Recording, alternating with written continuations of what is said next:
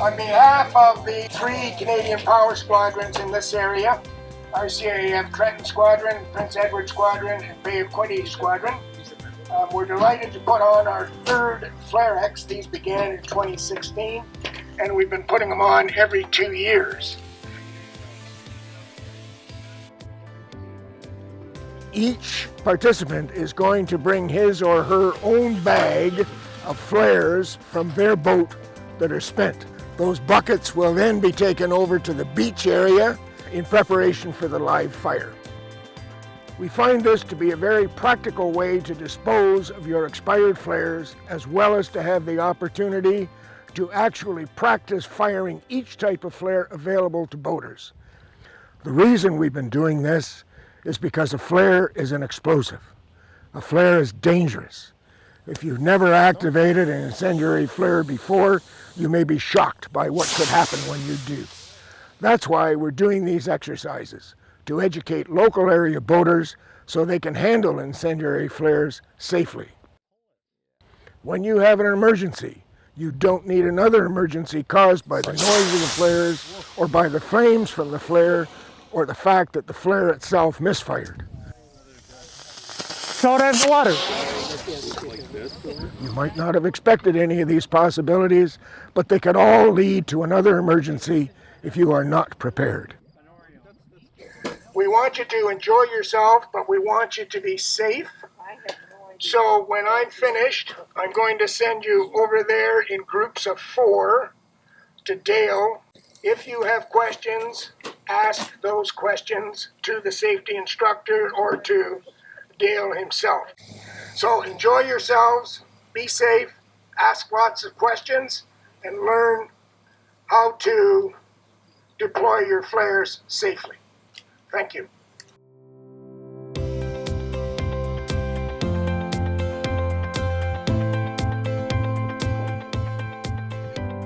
All right, good afternoon. Welcome to Flare-X 2021. I'm Dale Holland. I am a member of the Prince Edward Power and Sail Squadron.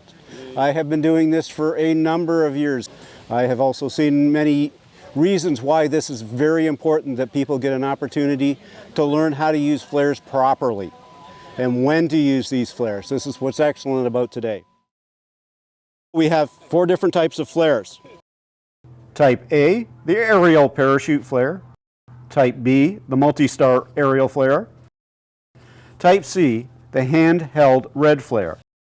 And Type D, smoke flares. You will have an opportunity to deploy all of these later today. But first of all, I'd like to talk to you about safety. All of these devices are explosives and therefore potentially dangerous. The aerial type devices eject at a high velocity with significant recoil and noise. All of these flares burn with extreme heat and are capable of causing severe burns. Always deploy flares over the water and downwind. Turn your head away from the device while being deployed.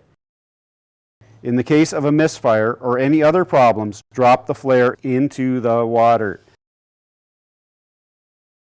Now let's take a look at the Type A or parachute flares.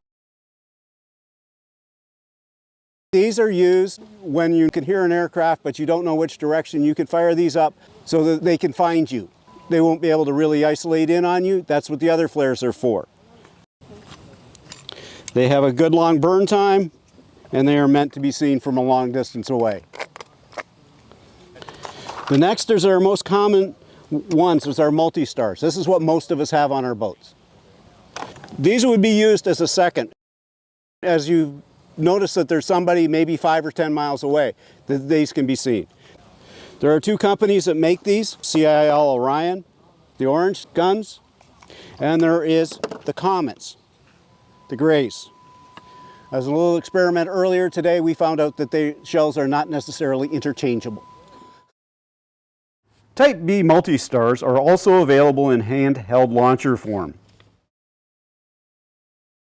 So understand, when you get out there, you'll get an opportunity to actually see what they look like. You'll understand why we have multiple flares. These, handheld. We will be issuing gloves to use these. Type C handheld flares have a visibility of approximately 5 kilometers. They allow a rescuer to pinpoint your position. They burn for several minutes. They are extremely bright, but they drop molten slag. You must exercise extreme caution when deploying these. We also have some smoke flares. We have two different types of smoke flares. We have used these before here. These are wonderful.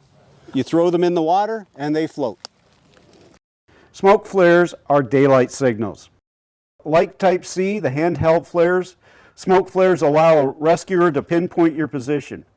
However, it should be noted that smoke flares are the only flares that are effective in bright daylight. Is there any questions about any of this? All right, come on over here and get your gear. Any type of glove that you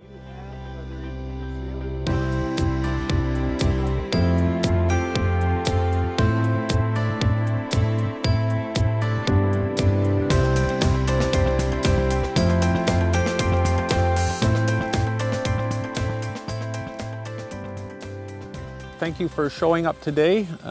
We're going to demonstrate A-type pyrotechnic flare. This is a parachute flare. It usually launches the highest and stays in the air the longest. So you have the best chance of being observed by either aircraft or other boaters on the water, even somebody on shore. For use on ship's bridge and small craft, lifeboats, inflatable life rafts, flares eject at 300 meters, burn for 40 seconds at 30,000 candle. Use only when aircraft or vessels are sighted. Warning, ejects rocket projectile, do not point at people. So that goes with any type of projectile. You never point it at the person. You always project it towards the water or towards the air, the direction you want to shoot it at. So I'm going to take the cover cap off the top of the nozzle. And then the instructions says to fire it. It says remove top cap, which I've done. Remove bottom cap and safety pin. And there's an arrow on the rocket itself to tell you which way to point. So I'm going to pull out the pin, and that's just a safety mechanism so these don't eject. So try doing this when you're in a real panic. So there's this line was wrapped around the projectile end, so I pull that out. So now it's ready to go. Continue on. So hold signal ready to fire, and then it says squeeze trigger, fire vertically downwind. So I'm going to shoot off more that direction there so that it maintains its height as long as possible and it doesn't drift back across the boat. And don't face towards the firearm when you shoot it off. Here we go, folks.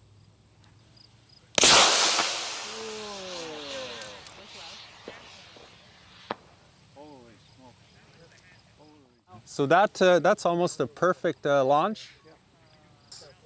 That's not bad. It's a parachute flare, so that's keeping it up in there the longest. Oh, now it's splitting up. It says it burns for 40 seconds, depending on the wind strength and other factors that can make a difference.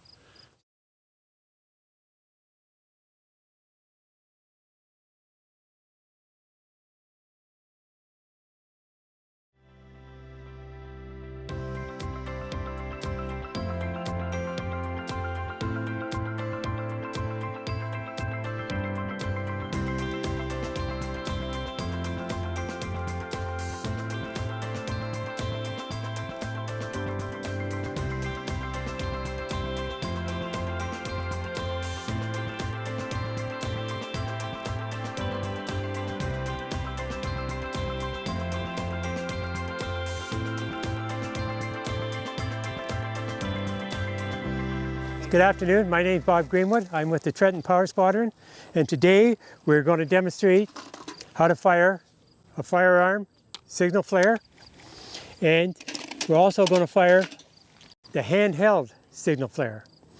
Okay, so first of all, we do the easy ones first. This is a handheld. Remove the cap. You see a little string in here. You pull it out, but you always make sure this is the hot end, downrange. downrange, and fire with a snap. Now that is called a twin star. If you have single stars, you have to fire another one off within 15 seconds of the first one. If you fire off a single star, you might be looking here and catch it on the corner of your eye. Oh, what was that? And pay no attention to it. A twin star, you have twice its chances of being discovered. This is a pistol flare launcher. It's classed as a firearm. When I pass it to you, I want the breech open, uncocked, finger off the trigger.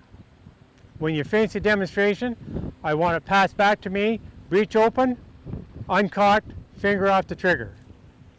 Now when it's time to fire, you take a flare out of your holder, drop it in. If it doesn't go in smoothly, do not use it. Try another flare. Close the breech, point at your target, cock it, and fire. There we have a twin star. Oh, that's cool. Wow. They're not as impressive as the parachute flares.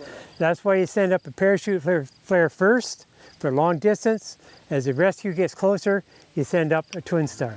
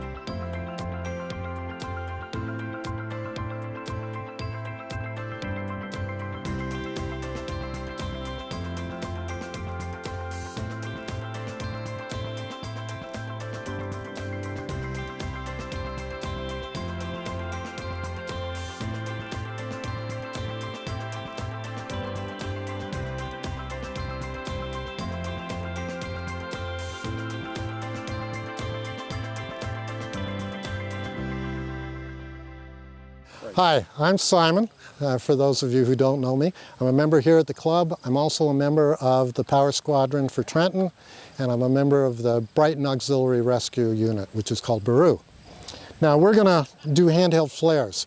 These are dangerous little suckers because they release a slag that comes off of them that, if you're not holding it way out, can burn you, and you have to hold them out from the hull of your boat, because it'll go down onto the hull and start a fire. It's not uncommon for boats to start on fire after one of these has been shut off. And as you all know, once a fiberglass hull starts, it's almost impossible to put out until it burns down to the water line. So now that you've had this crap scared out of you, what we're going to do is we're going to use one of these. And as the same with any other flare, if we have a problem, whether it's a dud or you get nervous, we're going to throw it in the water. These don't go up in the air. They're just, you've got somebody close by, you've got a plane overhead, and you want to signal where you are. So, what we're going to do is we're going to pop the safety cap. Okay? I'm going to get rid of the safety cap over there. We're going to pop the striker. So you can see that there is, looks like a little piece of sandpaper. On the back end of this is the striker plate, or whatever you want to call it. Make sure you're holding down the handle. We're going to strike away from us and then out over the water. Now, what I did forget to mention is this doesn't suddenly just flare out. You have a little bit of a buildup before it goes. So you do have time to clear yourself.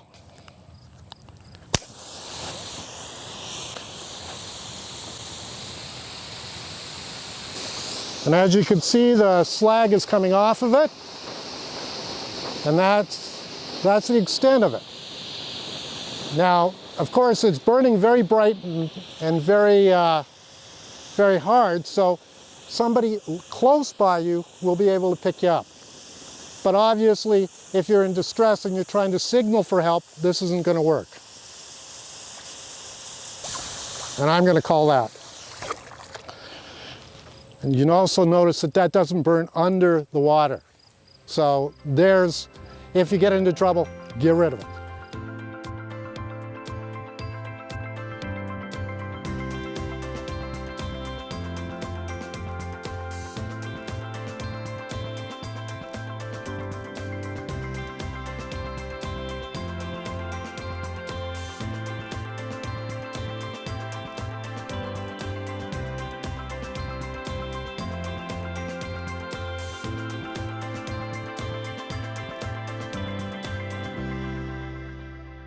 My name is Rick Tinga. I'm a member of the CFB Trenton Yacht Club, and we're going to demonstrate a Type D smoke pyrotechnics safety or emergency display.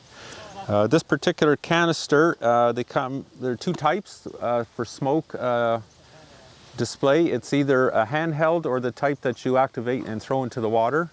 The burn times can be up to 3 minutes, and you hold it, of course, downwind because of smoke and material that blows out of it. You don't want that in your face.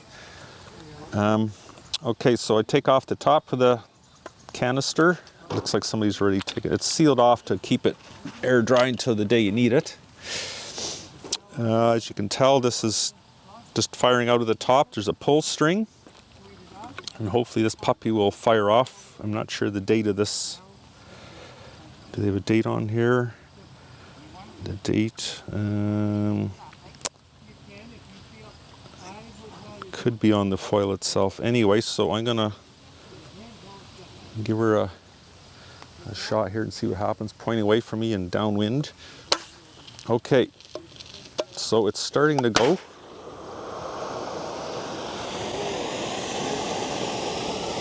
So I'm holding it, but this canister is technically to be thrown in the water, so that's what I'm going to do. If you can go like that. And these pyrotechnics are only to be used during daylight hours because you won't see them at night. There's no phosphorus or any bright signaling material. So this is just strictly to locate you. Once you fired off the other flares and somebody's coming to rescue and you can hear them or see them in the distance, you would fire off one of these canisters to help locate. Quite often you've seen these in movies. You know, when there's some soldier or flight crew that's ditched in the water, they want to locate themselves. Now this is calm conditions, so when it's heavy seas, the visibility could be a little bit harder to spot. But so this is supposed to burn for 3 minutes. Again, this is a floating canister. You also have the type that you can hold in your hand.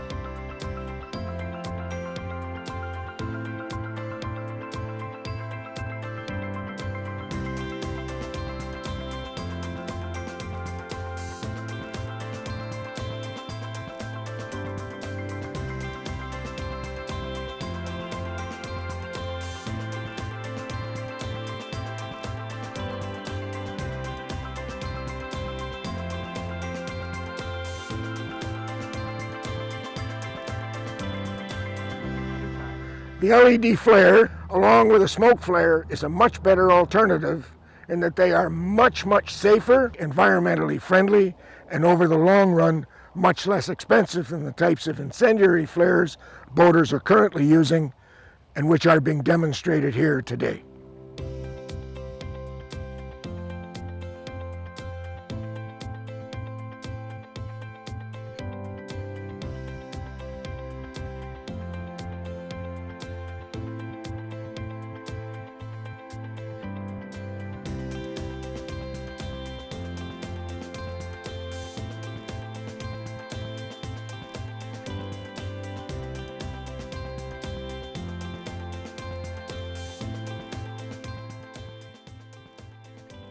I want to thank 8-Wing Trenton Operations and the JRCC, the Joint Rescue and Coordination Center here at 8-Wing, as well as Chief Warrant Officer Scott Creamer, Commodore of CFB Trenton Yacht Club, for allowing us the opportunity to be able to have this live fire exercise.